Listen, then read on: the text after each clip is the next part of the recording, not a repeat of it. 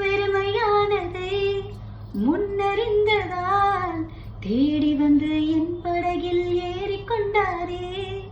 இரவு முழுவதும் பிரயாசப்பட்டும் நிரம்பாத என் படகை நிரப்பிவிட்டாரே. ஆராதிப்போமே அவரை முழுமனதாய், ஆராதிப்போமே அவரை தலைமுறையாய்.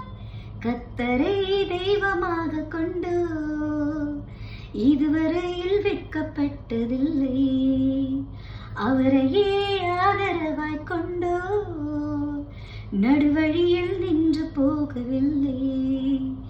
வேண்டும் போதெல்லாம் பதிலானாரே, வாழ்க்கை முழுவதும் துணையானாரே. ஆமாங்க, இந்த பாட்டுல சொல்லப்பட்டபடி வெறுமையான படகு தான் அன்றைக்கு கர்த்தராகிய இயேசு கிறிஸ்து போய் அந்த படகுல ஏறி அந்த படகை நிரப்புனாரு. அதே போலதான் இன்றைக்கு உங்க வாழ்க்கையில நீங்க வெறுமையா இருக்கீங்களா? ஒன்றுமே இல்லை, எல்லாத்தையும் இழந்து போய் நான் ஜீரோல இருக்கேன்னு நினைக்கிறீங்களா?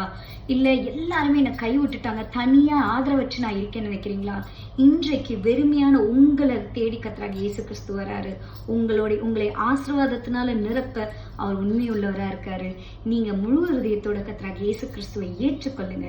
ஆசீர்வாதங்களை நீங்க பார்ப்பீர்கள். God bless you.